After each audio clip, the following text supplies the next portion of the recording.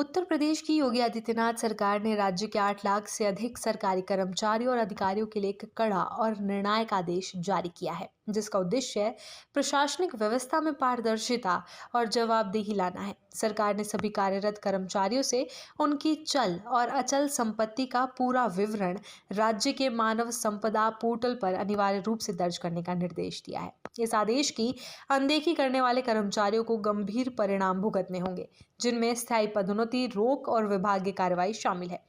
जारी निर्देशों के अनुसार सभी सरकारी कर्मचारियों को 31 जनवरी 2026 तक अनिवार्य रूप से अपनी संपत्ति का संपूर्ण ब्यौरा मानव संपदा पोर्टल पर अपलोड करना होगा। मुख्य सचिव एसपी गोयल द्वारा जारी किए गए कड़े निर्देशों के बाद सभी विभागाध्यक्षों को यह स्पष्ट कर दिया गया है कि 1 फरवरी 2026 के बाद होने वाली किसी भी विभागीय पदोन्नति में समिति की बैठक में उन कर्मचारियों के नाम पर कतई विचार नहीं किया जाएगा जिन्होंने निर्धारित समय सीमा के भीतर अपना संपत्ति विवरण अपलोड नहीं किया है। इस बार सरकार ने इसे केवल एक चेतावनी नहीं बल्कि अंतिम अल्टीमेटम घोषित किया है। जो कर्मचारी इस समय सीमा का पालन नहीं करेंगे, उनका प्रमोशन स्थायी रूप से रोक दिया जाएगा।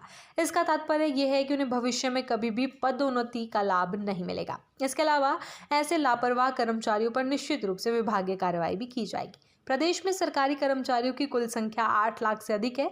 सरकार ने इस संबंध में पहले भी कई बार नोटिस, रिमाइंडर और चेतावनी जारी की है, लेकिन हजारों कर्मचारी अभी भी संपत्ति का ब्यौरा देने में लापरवाही बरत रहे हैं। सरकार ने स्पष्ट किया कि कर्मचारियों को 31 दिसंबर 2025 तक अर्जित की गई हर प्रकार की संपत्ति का विवरण देना अनिवार्य है। ये कदम दर्शाता है कि सरकार इस बार अपने आदेश को लागू करने के लिए पूरी तरह से प्रतिबद्ध है। पारदर्शिता सुनिश्चित करने के लिए कर्मचारियों को अपनी संपूर्ण आर्थिक स्थिति का विस्तृत विवरण प्रदान करना होगा।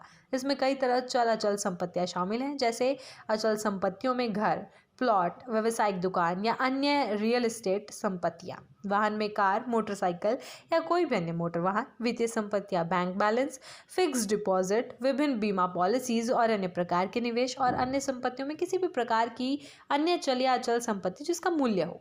मानव संपदा पोर्टल पर संपत्ति विवरण अपलोड करने की प्रक्रिया 1 जनवरी 2026 से शुरू हो जाएगी।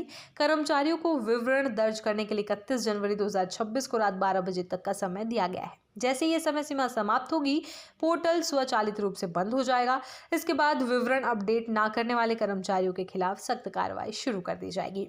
राज्य सरकार का मानना है कि कर्मचारियों की संपत्ति का डिजिटल रिकॉर्ड रखने से उनकी आर्थिक पारदर्शिता बढ़ेगी। ये कदम प्रशासनिक व्यवस्था में भ्रष्टाचार पर अंकुश लगाने की दिशा में एक बड़ा और निर्णायक कदम है। एक वरिष्ठ अधिकारी ने बताया कि कई कर्मचारी अब तक इसे केवल एक औपचारिकता मानकर नजरअंदाज कर रहे थे, लेकिन अब जब सरकार ने प्रमोशन को स्थायी रूप से रोकने का स्पष्ट और कड़ा अल्टीमेटम दिया है, तो कर्मचारियों में हड़कंप मच गया है और वे समय पर विवरण जमा करने के लिए सक्रिय हो गए हैं। सरकार ने सभी विभागाध्यक्षों को निर्देश दिया है कि वे अपने अपने कर्मचारियों को इस अनिवार्य प्रक्रिया को समय पर पूरा करने के लिए जागरूक और प्रोत्साहित करें। सरकार ने यह भी स्पष्ट किया है कि केवल वही कर्मचारी इन नए आदेशों से मुक्त होंगे जिन्हें नियमों के तहत पहले से ही छूट प्राप्त है। इसके अलावा किसी भी अन्य श्रेणी के कर्मचारी को इस आदेश में कोई राहत नहीं दी जाएगी। योगी सरकार का यह फैसला राज्य की प्रशासनिक व्यवस्था को अधिक पारदर्शी, जवाबदेह और जिम्मेदार बनाने की दिशा में एक महत्वपूर्ण पहल है, जिसका सीधा असर सरकारी कार्य प्रणाली पर पड़ेगा।